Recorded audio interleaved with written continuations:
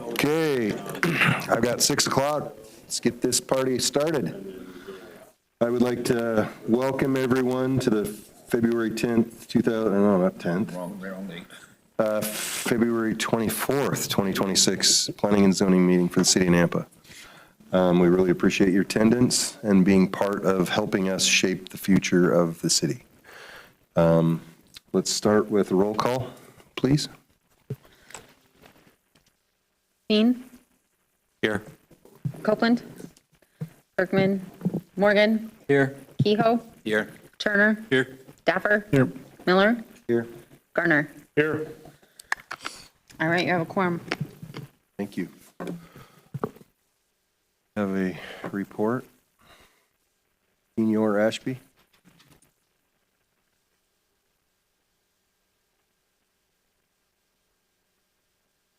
Good evening, Chairman and Commissioners. Rodney Ashby, Planning and Zoning Director for the record. We had several projects go before, a couple of projects go before the City Council last week. The first one was the subdivision final plat approval for Middlebury North, number 4, and this was northwest of Orchard Avenue and Midway Road. You had recommended approval on the 10th of February. This was for 13 single-family detached dwelling units and 4 common lots, and City Council did approve that. The next one was a public hearing for annexation and zoning for the right-of-way along Cherry Lane as part of the East Ranch subdivision. Really simple one. If you recall, they just missed some right-of-way that they needed to incorporate into the annexation, and so that one was approved. You had recommended approval as well. And then the next one was a variance of 102320, limiting permanent freestanding pole or monument signs in the BC zone. This is near the, northwest of Lake Lowell Avenue and 12th Avenue Road, right along I'm trying to think of the name of the shopping center there where True Value is. Thank you. Hawaii Center. And that one was approved for a little bit larger sign and height. Essentially, they're keeping the same sign height. It was just approved in the past when it was allowed at that height, and now our current code would not allow it, and they're just putting in a new sign. And then last of all was annexation and zoning for Orchard Acres to BC. And Orchard Acres is one south of Greenhurst Road, east of Happy Valley Road. You had recommended denial, and there was 5 yeses and 3 nos on that one due to traffic concerns and the proximity of the train and congestion, impact to schools and multifamily were some of the concerns expressed at the hearing. And City Council as well denied that project, so that was 4-2 vote. And that's all I have for you. Thank you. Mr. Chairman, Yes. I make a motion that we remove from the consent agenda subdivision final plat approval for Middlebury South number 1 at 0 Midway Road. For Kent Brown representing Endurance Holdings LLC. Original concept was for 50 single-family detached lots and 7 common lots. And the applicant has requested to put this on hold. So I would make a motion that we remove from the consent agenda. Second.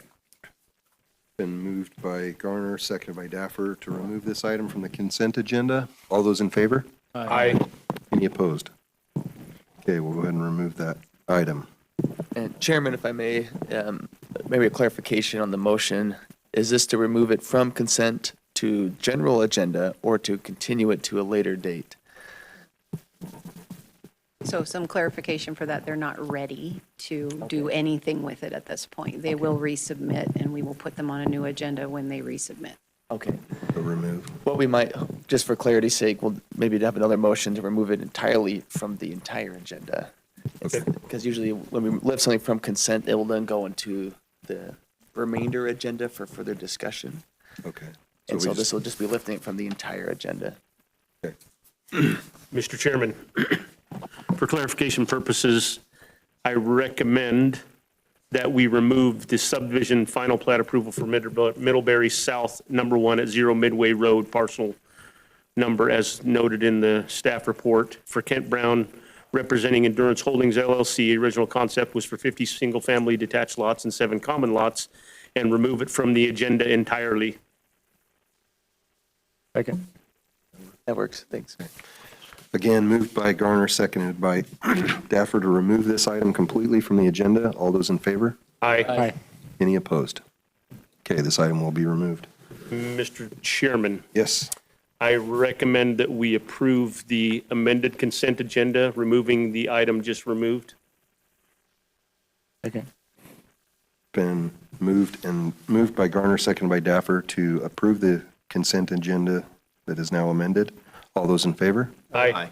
Any opposed? Okay, consent agenda has been passed. Updated. Okay, so we'll go ahead and get started with our meeting. If you haven't been to our meeting before, we will allow the applicant to come up. They'll have time, 5 minutes, to present what they would like to do with their item. Then we'll turn the time over to staff. They will give us their report. They have unlimited time. Then we'll open it up for public hearing, at which time you can come up and speak for, against, or undecided on each item. You will have 3 minutes to tell us what you think about the project, whether you like it, you don't like it, and why. We're all pretty good about taking notes. Applicants are usually pretty good about taking notes. And then when the public is done speaking, we'll call the applicant back up and ask those questions of them at that point, so you guys can hear what they have to say and hopefully answer some of your questions. We'll also ask some questions of staff, because those are always brought up as well. So we'll go ahead and get started with item 3-1, conditional use permit for a barber or beauty shop, day spa, nail salon, Grace Beauty Company in the CN zoning district and CH Form District at 122 13th Avenue South, for Desiree Vasquez, representing Ian Lawson.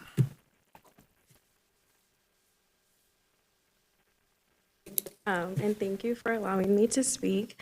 My name is Desiree Vasquez, and I'm the owner of Grace Beauty Co. Salon. I am here today to respectfully request approval of our permit so we can continue to operate and serve our community. Grace Beauty Co. was founded with the vision of creating a family-oriented salon environment that is welcoming, peaceful, and grounded in strong values. We strive to provide a space where clients of all ages feel comfortable, mothers and daughters, families, and individuals who want not just beauty service, but genuine care and connection. While there are other salons in our area, our business offers something intentionally different. We focus on a calm, service-driven atmosphere that reflects our commitment to kindness, integrity, and treating every guest with respect. Our goal is not to compete with neighboring businesses, but to complement the local marketplace by serving clients who are specifically looking for this type of environment. As a small locally owned business, we contribute to the community by supporting independent professionals, creating flexible employment opportunities, and encouraging our team members to grow their careers while serving the people of Nampa. Our clients are local residents, families, and neighbors, and we are proud to be part of the fabric of this city. We are committed to operating responsibly, maintaining a professional and well-managed space, and being a positive presence in the area. Approving this permit allows us to continue building a business that reflects the values of family, service, and community care. Thank you for your time, your consideration, and your support of local small businesses. Thank you. Oh, could you give your address for the record, please? Name and Yes. you already gave your name and address. 121 South Georgia Avenue, Caldwell, Idaho, 83605. Thank you. Okay, Damian, you're up. Thank you, Mr. Chairman and Commissioners. Damian Snodgrass, Associate Planner. So the requested action item today is for a conditional use permit for a barber or beauty shop, day spa, or nail salon. This is more specifically a nail salon within the CN Central Nampa Zoning District and the CH Form District. Going to go into some of that code since we just recently had a code change where we adopted form-based code. So this will be our first application coming through that falls under those new zoning guidelines. So the property details, it's in the downtown comprehensive map designation, and the current zoning is CN, but it is specifically under that CH Central Historic Form District. To the north, south, east, and west, we have all similar form districts and zones, and there are current utilities to the property. The applicable regulations here are the criteria for a conditional use permit, which we can cover in the findings, as well as some applicable regulations for form-based code. So form-based code was implemented so that we can redefine and show the form and look and feel of the downtown area. And in doing so, we have more building requirements and things like that that will go into these developments coming downtown. However, since this is a change of occupancy, and we'll have a tenant improvement to the existing building and the building itself isn't changing, we can't apply all of the criteria for those downtown implementations with this kind of application. So we took some of the code that we know that we can apply to this. Under the use table in 1015.3C, barber shop, beauty salon, and spa falls under localized services, which is a conditional use permit for this specific type of localized service within the CH form district. And over on the right here, we have a map of the form district. And just to go over that for everybody, the form districts fall under that CM zoning district. So there are different looks and feels within each form district that falls under the same zoning. So each form district will have different criteria that it has to adhere to and follow, as well as land uses within those. So for this one, we did a downtown analysis of that, and looking at the pre-existing building, I attached a photo in your staff report of the pre-existing building. It mostly follows the row building type. Within this zone, on the requirements, because the building itself doesn't conform with what we would want for a new row type, we just took the criteria that we can apply to the existing one, which is on the ground floor, a localized service would be a permitted use. And the required occupied space, which is a 30-foot minimum from all the facade and full doors. The required occupied space is the space within the front of this building that is usable and walkable and open. Basically, what this allows is stopping from storage or something blocking the windows, essentially. So you can't put all of your storage right on the front of the window and you look in, you can't see what it is. 30 feet from that window, you have to have usable space, whether in this case it's nail salons, and you see people when you walk by. The look and feel of downtown is you can look in and see that it is a nail salon and it's not blocked off on the windows. And so with that, looking at the existing building and the criteria that we can apply, we found most of these to be not applicable, so I took a lot of that criteria out that we would apply to the row building type and just kept these ones for this kind of conditional use permit. And here are some pictures of a row building type as defined within that area of code. Again, this building does not conform with that code since it is only one story. And within this zone, we would need them to be a minimum of 2 stories. So this is just the criteria that we felt we could attach to this conditional use permit. For correspondence, we received a comment from the building department, and their criteria and conditions are that it follows all of the city ordinances and codes for Title IV building regulations. And with that, having a tenant improvement permit pulled for the change of occupancy and any remodeling or alterations to the scope of the space. A licensed architect will have to provide a code analysis for any design change of the nail salon, any mechanical, electrical, plumbing, and structural permits, as well as mechanical ventilation permits that are required for a nail salon. And all of that needs to come through a licensed architect or engineer, as well as some accessibility requirements as far as ADA requirements will have to be addressed at the time of the building permit. For public comments, we did receive one late comment.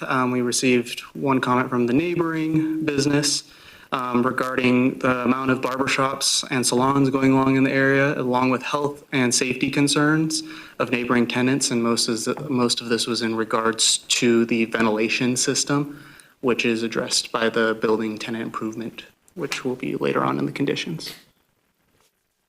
So here are those criteria: that the proposed use is supported by the NAMPA comprehensive plan, that the design, construction, operation, and maintenance of the property and project will not adversely impact the intended character and appearance of the general vicinity, that the proposed use is served adequately by essential public facilities and services, and that the proposed use will not involve any activities or processes, materials, equipment, and conditions of operation that will be detrimental to any persons, property, or general welfare by reason of excess traffic, noise, smoke, fumes, glares, or odors. Here are those proposed findings. The biggest ones to bring into the relevant facts is that the proposed use must conform to that International Building Code and adhere to those HVAC ventilation standards to mitigate any kind of fumes or odors that may be emitted from this type of business. And as far as the other ones, is that it will conform to the Central Nampa Historic Form District design standards if there was anything to happen to the outside of the building. The proposed use is near other businesses of the same use. Sewer, water, irrigation services are already provided to the property. And the Nampa Comprehensive Plan describes objectives of the downtown regarding business and development expansion, which includes professional services as such. So weighing all of the facts and criteria under the conditional use permit, staff found that these criteria were to be met. Here are the proposed conditions: that the applicant owner shall comply with all city codes, policies, and standards at time of building permit, including those listed by the building department, and that the applicant maintains the requirements of the row building type during the duration of the CUP, and listed is the ground floor use of keeping that use on the ground floor, and that the required occupied space be used with having that 30-foot of walkable open space within the front of that building, and any others that the commission may add. Here are your potential motions, and I will stand for any questions. Damian, in your opening statement, you mentioned a letter from another business next door to this business they want to open. And they were talking about they should have a ventilation system, which you mentioned. If you agreed and required the new business to have a ventilation system, could you go back or could we go back and say to the business that's asking them to have a ventilation system that they should have their own because they have tobacco products that have an odor than themselves? So when it comes to back requiring another business to update their systems, that would more fall under the building department. A tenant improvement or change of occupancy would need to happen to bring it up to different codes or standards. And the building department would determine then what are those applicable criteria in accordance to the building code that would be required for their kind of business type. But as it sits right now, they would have to come back in for some type of construction to that building to back require them to get a new ventilation system. So they would have to come through and get a building permit. Let me rephrase the question because I'm not sure you answered what I was thinking of. Can an existing business require a new business to do something that they are not required to do themselves? Like the ventilation system. In other words, can the new guy say to the old guy, well, you don't have one, so why do I have to have one? Or whatever.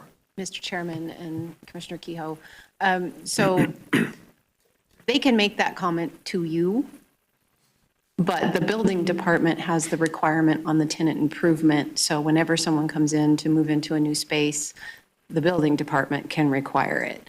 The neighbor can't come and say, you shall do these things. It's up to building code to make that determination. But if building code people said, yeah, it's a good idea, you should do it, can they go back to the other guy and say, well, your product smells just as bad, if not worse than ours does?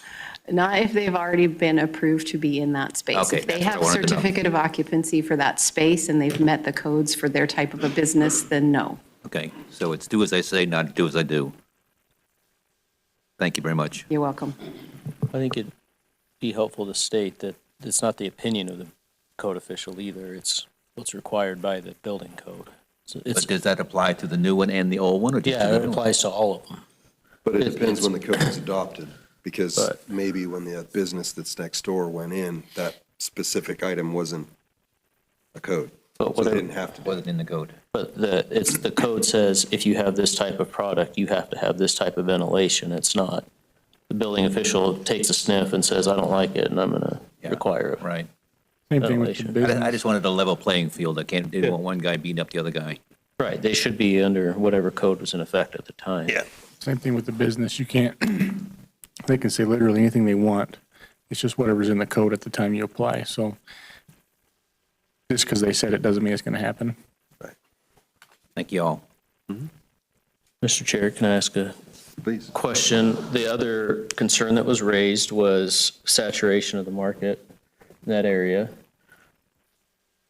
My tendency is to let the market determine what businesses would be profitable. Is there a planning reason to be worried about the saturation of a certain type of business in an area? What's your thoughts on that?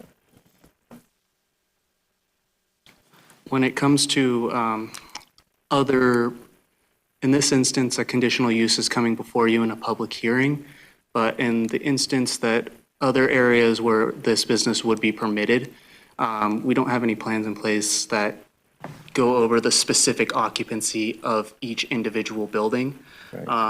And in the findings, that this business type is permitted in a lot of other commercial type business zones. And if every single one of them became a barber shop, there's nothing in planning code that would dictate that we limit the amount of each business type in each different zone. So there's not a planning principle that you learn in school that teaches you to avoid clustering certain types of businesses? I didn't go to planning school. I don't know. Now you're just being, No, these guys are planning professionals. They learn these, there's principles behind this stuff, right? So I'm not trying to be facetious. Like a diversity of businesses seems healthy too. Yeah, But- Mr. Chairman. So that's why I was wondering. And maybe, would you like to speak to, maybe you don't want to speak to why this particular business requires a CUP versus other types? It is within the adopted code there right now, under the central NAMPA, that this business type is conditional as adopted within this code. The code would need to come back forth and be changed in front of city council if Okay, council decided otherwise. thanks. Mr. Chairman, comment? As to the proliferation of the same type of business, that's actually a healthy thing because it tends to weed out the poor businesses, the ones that don't do a good job, because the competition will drive them out of business. So that's a healthy thing to have, not a detriment. Good. anybody else? Okay, we'll go ahead and open the public testimony portion of our meeting up. Madam Clerk, is there anybody signed up? Okay. Is there anyone that would like to speak for, against, or undecided on this specific item? Okay. Ms. Vasquez, would you like to come back up? Any questions we have for her? No? Any other comments you'd like to make? Did she, Mr. Chairman, did you get, and are you in agreement with the conditions as they've been stated in the staff report? Are you aware of them? Yes, And you're good with so it? we have our own laws too within like the Idaho, so the ventilation system, I already knew that was going to be, so, Okay, perfect. yeah, Okay, thank you. nope, okay, I guess we're good, Thank thank you. you. Mr. Chairman? Yep. I'll make a motion that we close the public hearing. Second. It's been moved by Garner, seconded by Kehoe to close the public hearing. All those in favor? Aye. Any opposed? Okay, public hearing is closed. Thoughts, ideas? I say more the merrier. Market, free market, let it work itself. Yep. Yeah. I agree. I think the people she brought with them seem to be fairly passionate about what they do, and I could tell by the looks on their faces that she was giving her proposal that they are, and they want to do this for the right reason, so I think Did it's a that good have anything thing. to do with the gun underneath the dress? No, Oh, okay. I think they'll do well. Yeah, So- I think so too. That's on the record, Steve. Mr. Chair, Yeah. I move to approve the project as stated on screen with recommended conditions and proposed findings. I'll second it. Okay, it's been moved by Daffer, seconded by Garner to approve this item. All those in favor? Aye. Any opposed? Okay.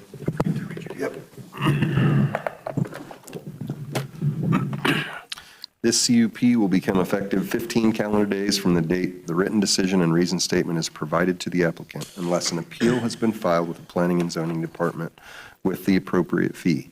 No action should be taken on this CUP until the appeal period has concluded. The applicant must confirm with the Planning and Zoning staff that there have been no appeals. Okay, Thank you. You don't have to hang out for the rest of the night if you don't want to. You're good to go. Thank you so much. Okay, item 3-2, conditional use permit for automobile or truck repair for Budget Tires at 102 11th Avenue North and 106 11th Avenue North for Javier Gonzalez. Oh, how you doing? Okay, just name and address for the record and tell us what you want to do. Javier Gonzalez Jr. My address is 408 2nd Avenue North here in Nampa. The address is 102 11th Avenue North, right in front of Commercial Tire. Okay? Tell us about what you want to do here. So I'm the owner of Budget Tires on 3rd Street North and 11th Avenue North, 1 block away. We just acquired this building. We will be performing the same thing, just 1 block away. And that is selling new and used tires and performing just auto repair, light auto repair, auto maintenance, and just providing more affordable tire service instead of going to like Les Schwab and commercial. So it's kind of like a little bit cheaper option for people that are in a good spot. So sometimes they just can afford a used tire and they can't get new tires at the time. So this is just an affordable option for the area. And it's been pretty successful. We've done about 20,000 vehicles since we've been open, since a year and a half. And our projections are somewhere around 10,000 to 15,000 vehicles per year that we'll be servicing. And most of them are residents of Nampa. And yeah, that's about it. Any questions No, I don't think so. right now? No pet cremation services? No, not at this time. Okay. Okay, appreciate it. We'll call you back up. Thank you. Okay, Damian. Thank you, Mr. Chairman and Commissioners. Damian Snodgrass, Associate Planner. The requested action item tonight is a conditional use permit for automobile or truck repair for Budget Tires at 102 11th Avenue North and 106 11th Avenue North. And the concept is to sell tires, fix flats, and occasionally brake pads. So some of the property details, currently this is under the BC Community Business Zone, and to the kind of northeast, we have the BC zoning, which is the Eagles Bar. Southeast, couldn't find the actual use of the building, but it is a cinder block building that is also commercial. To the southwest, we have the IL zoning for the Union Pacific Rail Yard, and to the northwest, we have IL zoning, which is the commercial tire. And as far as public utilities and services, there's already services to the property. Here are those applicable regulations for a conditional use permit. Cover those in the findings. And here are some more applicable regulations. So a conditional use permit is required when located within the BC Community Business Zoning District, as well as some of the off-street parking spaces required for this type of business use.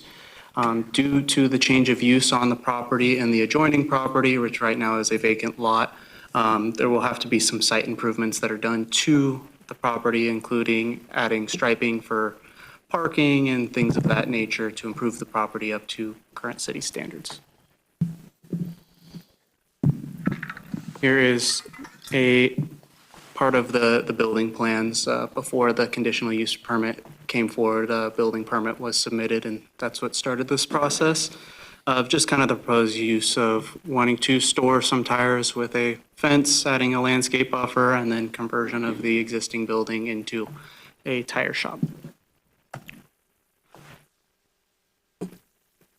So for correspondence from Nampa Development Engineering, we received some comments about the existing utilities in the area, as well as some notation around the construction of the parking lot for that 106 11th Avenue North to be reviewed by Idaho Transportation Department. So the conditions are that the applicant owner shall comply with all city codes, policies, and standards at the time of the building permit.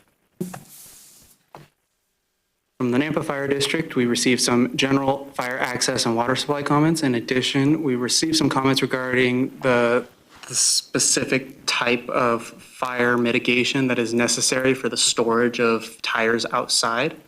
So under planning and zoning requirements, we would require a design reviewed fence to shield any of that exterior storage of merchandise on the side of the building, which is allowed. However, the storage of tires up to a certain margin will kick in some fire requirements, and the Nampa Fire District provided those within their comments of what that'll specifically be.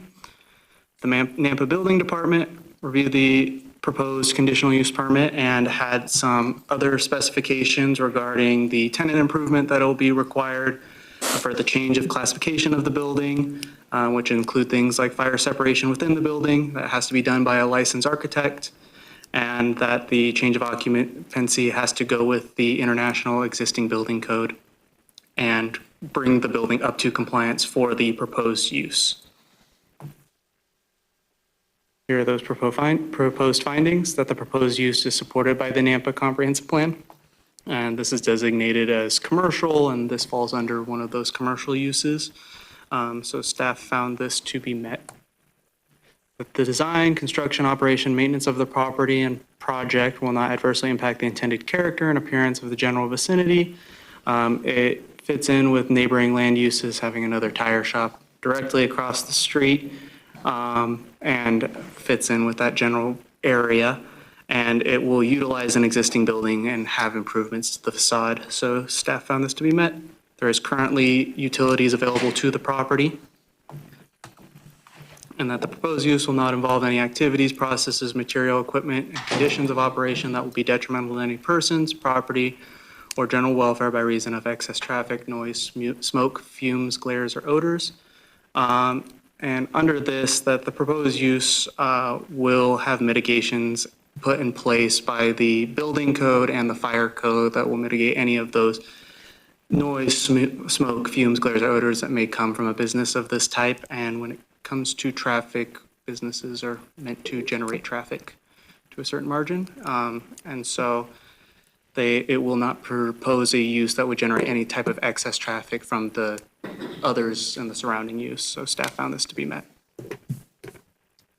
Here are those proposed conditions of approval: that the applicant owner shall comply with all city codes, policies, and standards at time of property development or redevelopment and prior to the issuance of a certificate of occupancy. So this includes the conditional use permit, which will have any sub-permits associated with that, floor plans, landscaping and irrigation plans, fencing plans, parking improvement plans with striping and ADA compliance, and any sign permits that will need to be done on the property to add any signage. That the conditional use permit is granted only to the current owner of the property and location for the duration of the use and shall not be transferable to any other owner or location.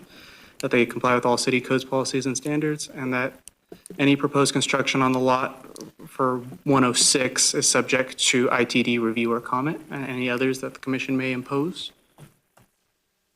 Here are your potential motions, and I will stand for any questions. Mr. Chair, Yes. regarding the ITD comments, I don't know if this is Daniel's question. They're saying the only way to get in is through the alleyway and then exit only onto 11th? There are currently approaches onto 11th. With the change of use, ITD will want to review that and may require changes to the access on 11th. Ultimately, that is ITD's jurisdiction and their decision. So the condition is just there so that the applicant is aware that in that building permit process, ITD, they will have to contact ITD and determine what their requirements will be for the accesses on 11th. My anticipation is there are currently 2 accesses there. My anticipation is one of them will be required to be closed. But can one of them be an entry? Did I see somewhere on there that it might be an exit only? I didn't do Or did the I misread specific that? review on that, and it looks like the applicant may be able to speak to that. They may have already contacted ITD and had discussions. Okay. I don't know if I should opine now, but that would be a little bit concerning to me because, as you know, First Street, there's one way there. So if you're coming from the eastern side of town, kind of a weird way to get in there if it's only if you can't get on there on 11th and you can't get on there on First if you're going the wrong way. Well, and the reality is, I mean, you'd be able to go up to Second, come around the block and access it that way, or So come or the the alley, long way down the alley? or come down the alley, yes. Or what was the other way you said? Go down Second Street to 12th, around the block and up First. Oh, all the way to 12th? Sure. Okay. Wait, what? Well, you couldn't turn on into there from 11th, all right? Well, Am I thinking You're wrong? coming from west to east. What if you're coming from east to west? You'd have to go all the way around the city block back out. Unless you turned early and went down like 4th and then went over and through the back way, down the alley. There's ways. Make maps for your customers. There's ways. I guess I'm just a little concerned that makes it more of a hardship on them because, ultimately, the access on 11th Avenue is ITD's jurisdiction, not the city's. okay, so there's nothing for us to do here. We have no jurisdiction over those accesses. So there would be no reason for us to remove that condition? You wouldn't recommend? I would not recommend removing that condition. Regardless, ITD has control of that road, and the change of use will provide them the opportunity to require things to So be it would be done. meaningless if I remove that condition? Yes. Pretty much. Thank you. That's what I needed to hear. Okay, any other questions? I need to be done, so. I'm not following that up. Okay. Okay, so we'll go ahead and open this up to the public testimony portion. Madam Clerk, anybody signed up? There are no signups. Okay, anybody in the audience that would like to speak for, against, or undecided on this proposal, please clarify some things for us. Good Address evening. for the record, too. My name's Christy Butler. When you said the cremation thing, that made me think we're actually working with a historical society. And one of the methods of getting rid of that horrible paint job is like a chemical burn. So I kind of thought that's like a cremation to the building. Well, that's, So for it's those going to work who on don't making know, it that look was beautiful. how long ago was that proposed? Year ago. Last year, somebody came in suggesting this building be turned into a pet crematorium. Oh, no. I wasn't suggesting that's what you were doing. Oh, no, okay. Burning your tires to cremate No, cats. no, but it'll be like a chemical burn to get rid of that nasty paint or whatever. And I wanted to mention on the traffic thing, the location that he's at right now has the same issue. There's medians in that road and they have to go all the way around the block, but it'll be good. Oh, okay. I've never tried to go into that business, I guess. I just, Oh, well, once we get it established, come on in, Drew. Yeah. That's all I wanted to say. Thank you. Thank you. Anybody else? Okay. A motion to close public hearing? Moved. Second. Been moved by Kehoe, second by Daffer to close the public hearing. All those in favor? I, Any opposed? Okay. If they've grown their business, I'd love to see that building stay. I think it's a cool building. I'd love to get rid of the red paint job on it, but. Well, apparently they're going to, so. Not lose the building. I like to Apparently keep they're the going to. building, so. And to see a business in Nampa that's willing to grow themselves is exciting. Move to a bigger, better location that they can In do Nampa. more business, and that's cool. I like to see that. We're all for that.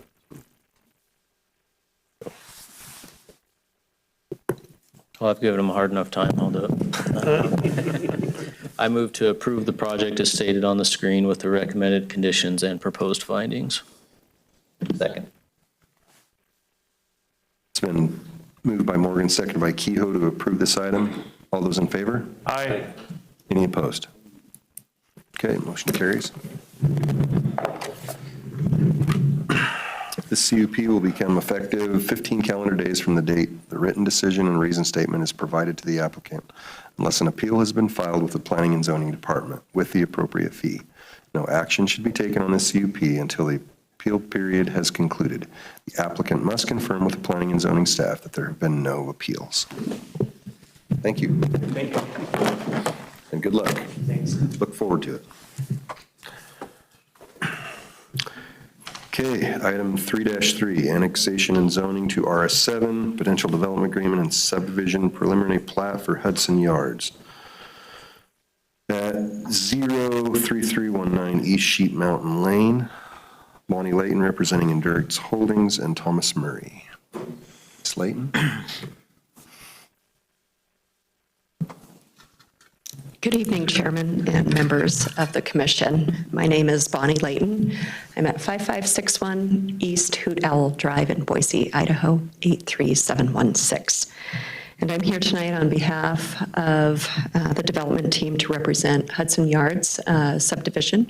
This is our request for annexation, zoning, and preliminary plat of 21.51 acres to RS7, including 59 residential lots. Quickly, the Nampa future land use map, you can see in the red outline with the star, that is the location of our property.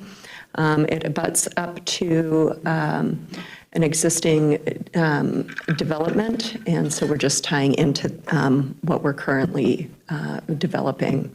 So as I mentioned, the future land use map designation for this area is medium density residential, and RS7 is part of that, one of the zones that is allowed in that future land use map designation. The description requires a gross density of 2.51 to 8 dwelling units per acre. On the zoning map, you can see that we have RS 8.5 next to us. There's some BC to the northwest, and kind of surrounded by development in this location. Again, our vicinity map, so you can see we've got Locust Lane to the north, Southside Boulevard on our, kind of to our west, and Alma Lane to the south. Okay. So our site plan, so I've rotated it, north is to the left. Basically, we're developing 59 lots in this with some pretty significant open spaces, basketball court, shade structure.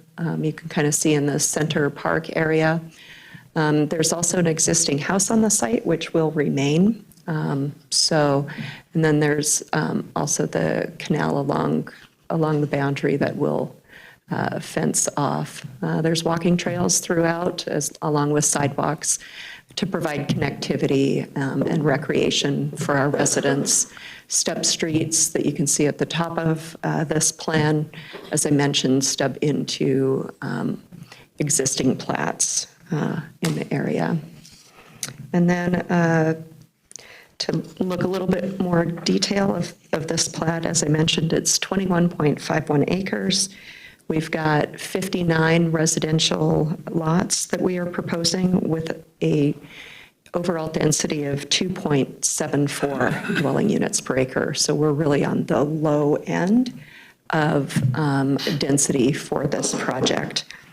We have an overall open space of 34.22% and or common area, and actual open space of 18.18%. So that's usable open space. Let's see. Next slide. We will be developing this project into two phases. Phase one is in green, and then phase two is the remaining lots there that'll be on the north end of our site. As I mentioned, you can see in the phase two area, there's already an outline of a building. That's the home that will remain. And we will just continue to build single-family detached homes, just like the ones in the subdivision to our east. These are character photos of what we build and what we intend to build in this project. Here are some more images.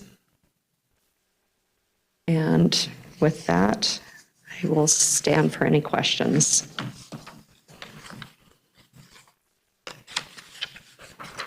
Questions? No? Okay, we'll call you back up. Thank you very much.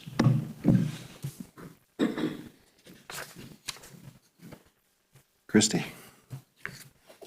Right. Thank you, Mr. Chairman and Commissioners. Christy Watkins, Principal Planner for the City of Nampa. As stated, the action before you this evening is for annexation and zoning to RS7 with a preliminary plat for the Hudson Yards subdivision at 3319 East Sheep Mountain Lane for the development of the Hudson Yards subdivision. This property is located in the medium-density residential designation on the comp plan, and it is currently enclaved and under Canyon County jurisdiction. Adjacent parcels contain single-family residential homes that are in the city limits and some commercially zoned property to the north that is not developed yet. So there is no traffic study required because there's only 59 lots in this particular subdivision. The proposed access points meet the spacing requirements for the city's access management policy. Water, sewer, and pressurized irrigation shall be supplied to the site through the existing and proposed lines installed or being installed in the New York Landing subdivision to the east. These lines have adequate capacity to serve this project. Sewer will be provided through the New York Landing subdivision and be serviced by the New York Landing lift station.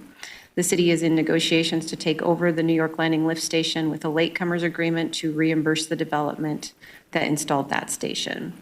The developer shall provide documentation that the existing pumps in the New York Landing lift station are adequate to serve the property without upgrade. So as far as the analysis of the plat, she covered it pretty well. The density is 2.74, which fits within the range for the medium density residential. The lot sizes in the RS7 zone can range from 7,000 square feet to 14,000 square feet. The plat shows a range of 7,004 square feet to 11,395 square feet. All of the lots meet the lot width and depth required by city code. They have the appropriate amount of open space on 3.91 acres, which is 18.18%. A sports court and walking paths are shown on the landscape rendering. The landscape plan was reviewed by the city forester, and some requests were made seeking alternative species of some of the trees that were listed due to some diseases that have been rampant lately. As far as correspondence is concerned, the engineering division had their comments regarding traffic, access, utilities, drainage, and irrigation. The Nampa Building Department had their typical comments about adhering to building code. The forester talked about the trees that had some disease that need to be replaced on the landscape plan. The police department is recommending a commitment to fund 0.02 additional officers and 0.1 additional support staff. The closest police department is 4.8 miles away.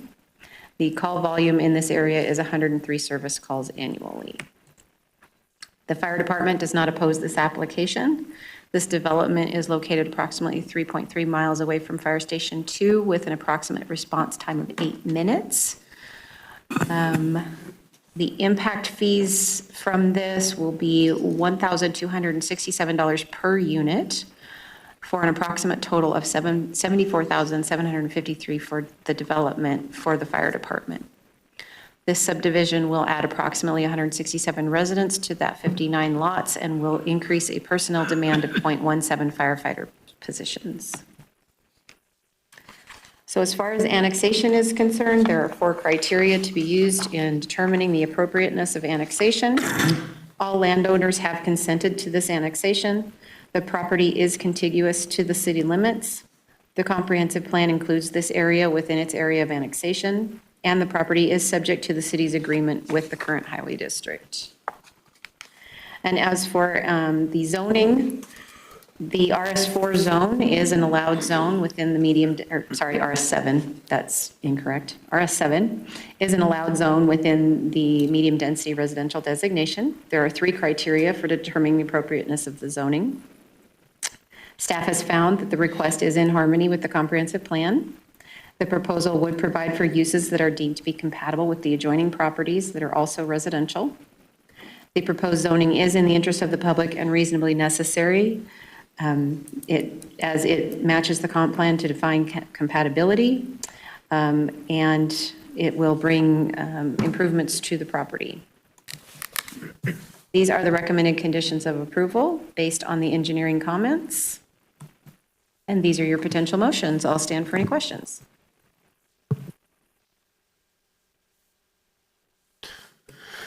Questions, anyone? Okay, we'll open it up for public testimony. Madam Clerk, is there anybody signed up? Is there anyone here that would like to speak for, against, or undecided on this item? Anyone online? These guys don't care. They're like, no. Okay, seeing none, I would take a moment. Bonnie? Well, yeah. Slayton, do you have anything you'd like to add? Do we have any questions for Ms. Slayton? I don't. I'll just say quickly, again, Bonnie Layton for the record. We reviewed the staff report. We're in agreement with the conditions of approval that staff have recommended for this project, should you choose to approve us this evening. So thank you very much for your time, and if you have any questions, I'm happy to answer them. Nobody? I think so. Okay, Thanks, Bonnie. Thank you. thank you. Motion to close the public hearing. Second. It's been moved by Kehoe, second by Garner to close the public hearing. All those in favor? Aye. Any opposed? Okay, public hearing is closed. How are we thinking? Seems like a no-brainer. It's just filling in more of what's already there, so Yeah. I don't. Yeah, and I like all the extra open space too. Yeah, Yep. filling into the canal. So, Looks good to me. I meant to ask this question. Nope. I guess I'm not. maybe not. So this is Hudson Yards, the other one's New York Landing. There's stuff What's going on over here? Use Steve's. You like to talk away from this mic, so when he leans forward, it gets real loud. I'll stay back here. So there's all these New York names, and then you got Red Sox Way, right in the middle of this subdivision. Somebody's a prankster. There's not a Yankees in here, there's a Mets. Maybe Corey is a Yankee, who knows? Maybe it's an anti-Yankees thing, because there's a Mets in here. Anyway, I agree. I think it's a perfect infill project. It doesn't add any new connections to the streets. It's got green space. It's compatible, so I'd support it. Can we put a condition in that they need to rename one of them to That Fenway Road? Fenway Road? There's already a Fenway subdivision coming to the south of that, so Yeah. no. Nope. No, okay. There's a theme in this area that is not compatible, and I don't know if is that compatibility that we can consider, or? No. Okay. Street naming is all under GIS, and there's a giant list they have to be unique on, so street naming gets challenging anymore. Bonnie, can we get rid of the basketball court and put in a baseball field? Sorry. Okay. Dapper. I move to recommend approval of the project as stated on the screen. Second. It's been moved by Daffer, second by Kehoe to recommend approval for this item. All those in favor? Aye. Aye. Any opposed? Okay, motion carries. You're welcome. Thank you. Take back what I said. There is a Yankees way. Yankees way. Okay, item 3-4, zoning map amendment for RS6 to be C zoning district at 1111 11th Avenue North for Raquel Pedraza. Good evening, everyone. Thanks for letting me speak. My name is Lenin. I'm here to represent Noah Lechuga and Raquel Pedraza, because they say that my English is better than theirs. That's a lie. Okay, they speak really good English. Mine is not that good, but if you guys have any questions, just get back to me. I am requesting a rezoning on my property. Point of order. Can we please get first, last, and address? Lenin Caballero, Lenin Caballero, CAB as in boy, LLERO. Your address? What was that, sorry? Your address? My address or the address on the property? Yours. It is 1125 Powell Avenue, Nampa, Idaho, 83687.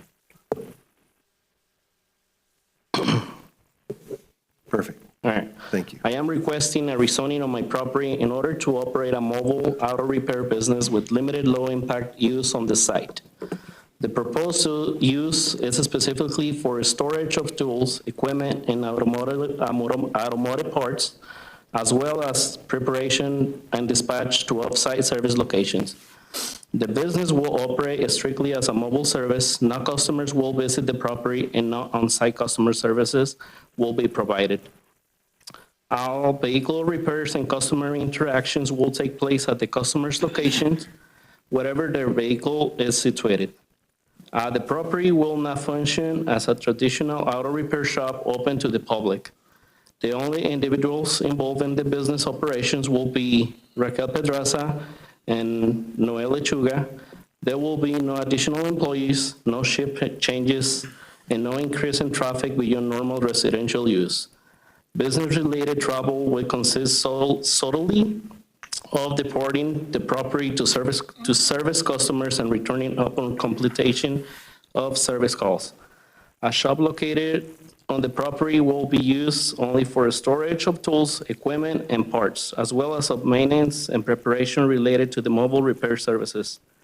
The existing residents on the property will not be used for customer activity or retail purposes and will be utilized solely for storage of office files, records, and administrative materials related to the business. This proposed use is intended to be quiet, low impact, and compatible with the surrounding properties, with no anticipated noise, parking, or traffic issues beyond what is typical for a residential property. The rezoning request would allow the business to operate in compliance with local regulations while maintaining the character and integrity to the area. Sorry, I get really nervous about talking in person. That's what I'm kind of like. You're doing good. You're doing really good. You're doing good. Really good. And that's it. Okay. So we have the address of the property. It's 1111 11th Avenue North, there in Nampa, 83687. Do we have questions yet? Nope. No. Okay. Good. Okay, I want to call Rodney because he's you not can ready. call him. He can do it. But I'll let you do it, Christie. Thanks. Thank you, Mr. Chairman and Commissioners. Christy Watkins, Principal Planner for the City of Nampa. As stated, the request before you this evening is to rezone from RS6 to BC at 1111 11th Avenue North to allow for the operation of a mobile auto mechanic business. The property is currently located in a medium-density residential designation on the comprehensive plan, but it is adjacent to a commercial designation which can be stretched onto this property.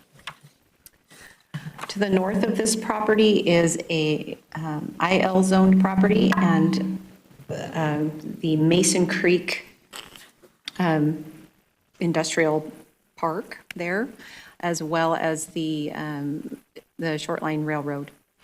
To the east is an RS6 property that is actually a storage yard as far as we can tell. We don't have any permits for that property to be used in that way at this point. And to the southwest is a residence, and to the southeast is also residential. So these are the uses that are allowed in 1032. So a dwelling combined with a business is a permitted use in the BC zone. Automobile parts and accessories that will be stored in the outbuilding is a permitted use in the BC zone. Automobile and truck repair, if it's on site, requires a conditional use permit. As stated, they're not requesting a conditional use permit tonight because that service will not happen there. I just wanted to bring that to your attention, that they would need an extra application if they were to do that at that location. So should they choose to turn this into a full-fledged business and be approved to do auto repair, they would be required to bring the property up to code, which would require a 20-foot landscape buffer in the front and a number of parking spaces that would be required based on the usable area of the buildings once they choose to convert it. Again, Just for your information, they're not required to do that at this time because they're not converting it. But if they do convert it to a full-on auto repair business, these are the requirements that they will be held to. So the correspondence that we received, the building department says that this will require the property to be utilized solely for the storage of tools and equipment, as well as for business filing purposes. With the exception of vehicles owned by the property owner, no automotive repair work shall take place on the premises. Should automotive repair services be desired on site, among other requirements, an occupancy change will be necessary and shall comply with the relevant commercial building codes outlined in all of the code books that we refer to. Code compliance has noted that there are some code violations on this property.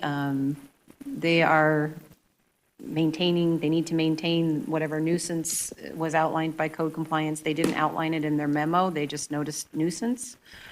Prevention of vehicular nuisances, so I'm thinking they want to get ahead of any kind of storage of vehicles. And then it's unlawful to leave inoperative vehicles on private property. So again, I feel like this is kind of an effort to get ahead of some things that might take place on the property. The Nampa Fire District does not oppose this application, subject to compliance with all of the code requirements listed by the building department.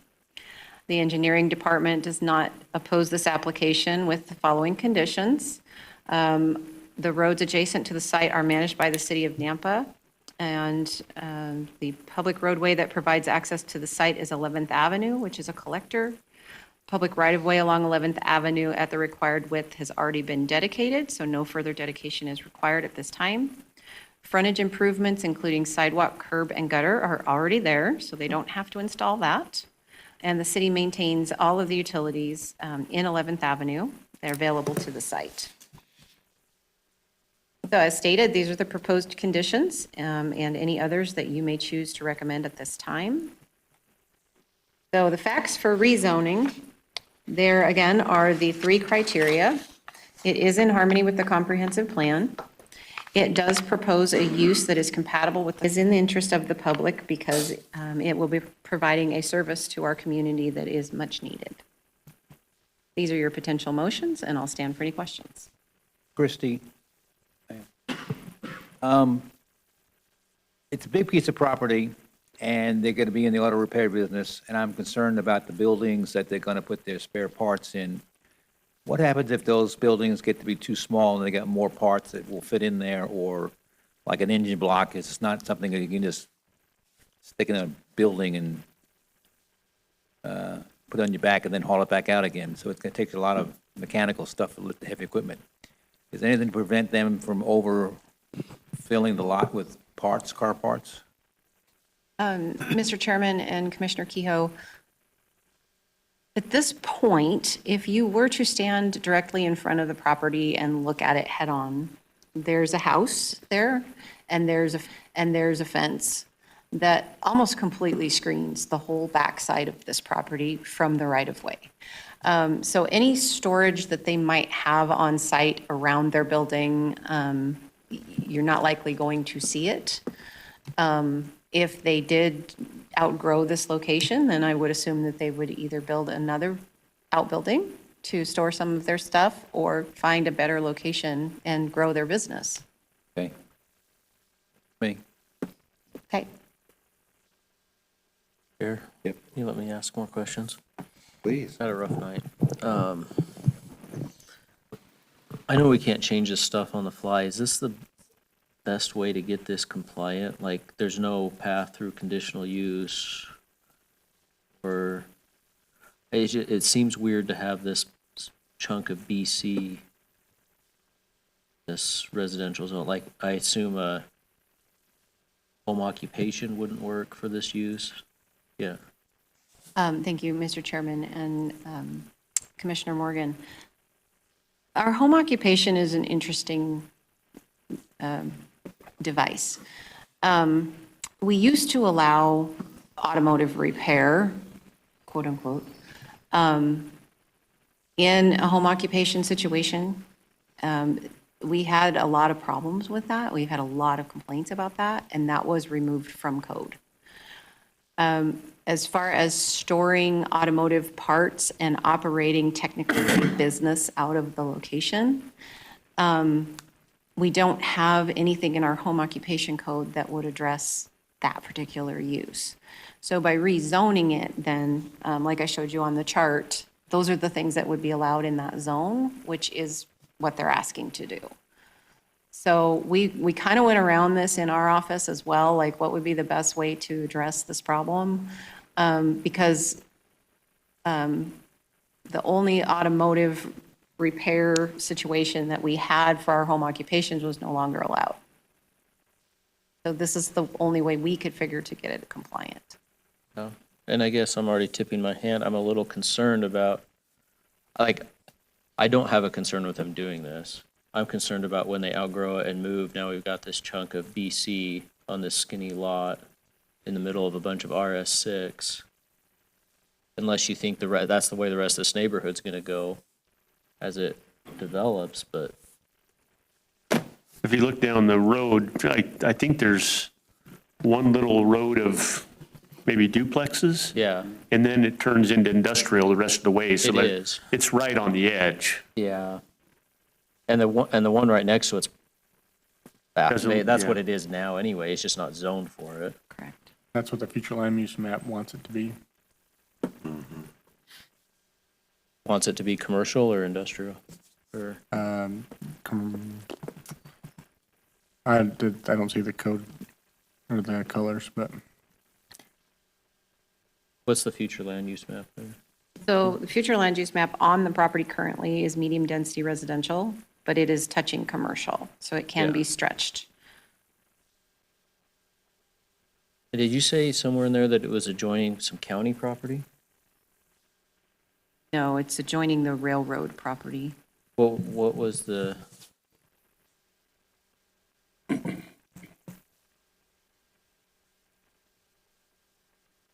Oh, I yeah, wonder if that don't, got copy pasted from a I different think one. it probably did. Yeah, because they have to access it off Happy Valley. Down here in the bottom right. Oh. Oh, my God. That's a long access. Wow. That's crazy. It just shows that I was reading, not listening. Okay.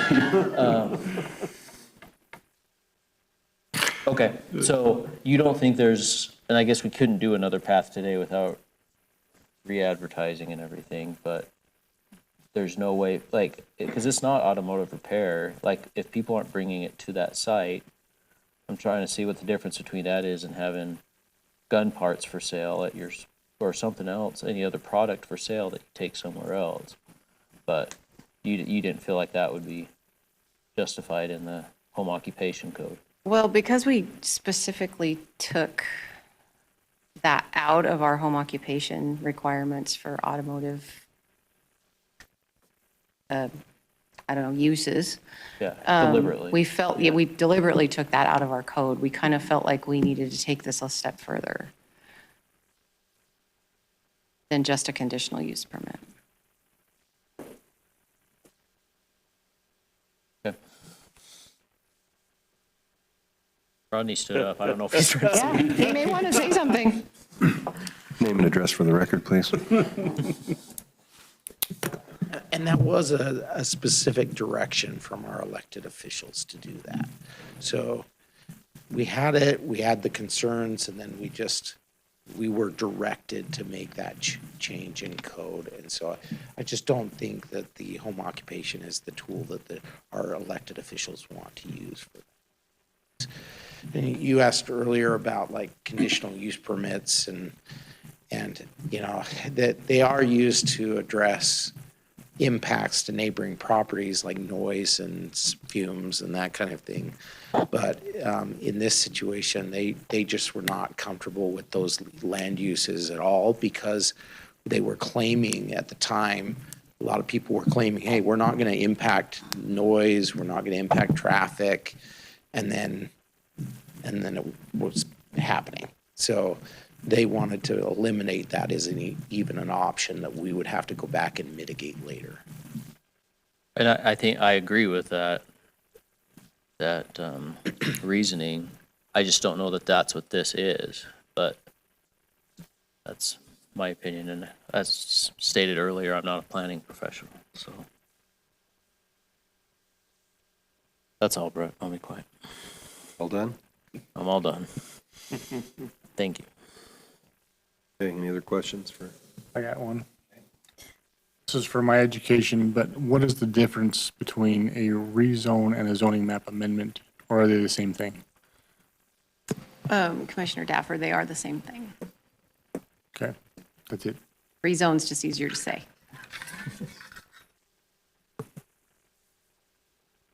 Anybody else?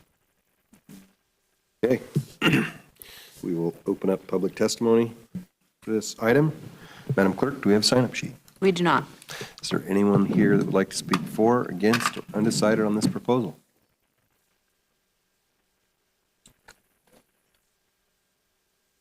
Seeing none? I would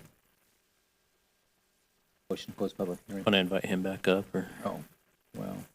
Would you like to come back up and tell us anything else, or no? Okay. There we go. Okay. It's been moved by Kehoe, seconded by Morgan to close the public hearing. All those in favor? Aye. Any opposed? Public hearing is closed.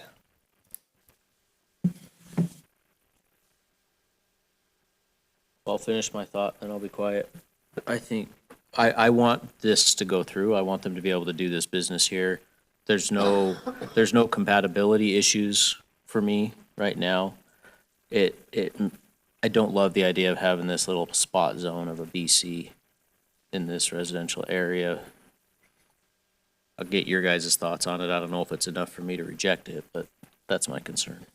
I do, I mean, it's touching the residential on the one side. I mean, it's close to the residential, but again, it's like right in between pretty heavy industrial stuff and some residential, right? And so because of the uses that are just, a couple of 100 feet away, it's not as big an issue for me as it might be otherwise. And like you said, the people right next to them, They're doing the same thing. that should be a BC zone as well. They just haven't done it, so. And a lot of those are pretty old houses on some good-sized lots, so maybe as they get redeveloped, it'll just continue to, I don't have a problem with it.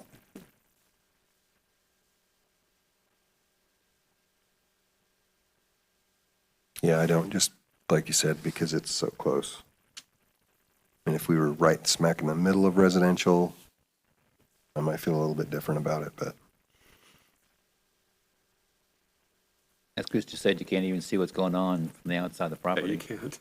yeah. But theoretically, somebody could come down, tear down the house, put in a business there. I don't think it would ever happen. Like, I'm not going to oppose it on those grounds, but that's kind of what we're letting happen, though. Yeah, but like I say, most of those are pretty old on good-sized lots, so if it did start to get redeveloped, it, Going to be a more intense use anyway. Yeah. Some of those other requirements.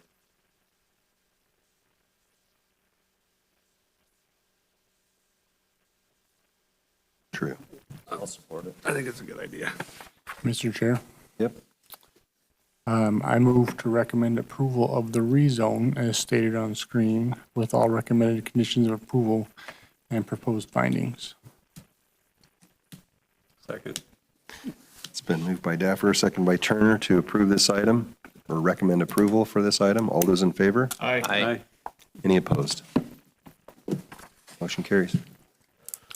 Okay, now we would like to invite Rodney up so he could practice his budget presentation. Well, can we adjourn this meeting first so the rest of us can go home? We don't have somebody to adjourn the. Yeah, ask for adjournment. Oh, I guess He's not here. I guess we're stuck here all night. Oh, he's on his way. I invited him and now we got to listen. Thank you. Good luck. We need more money. Second. Mr. Chairman, Yes. make a motion that we adjourn. Second. Who seconded? Who wants it? All right. Give it to them. Okay, it's been motioned by Garner, second by Daffer to adjourn the meeting. All those in favor? Aye. Any opposed? Meeting is adjourned. Now everybody has to go home.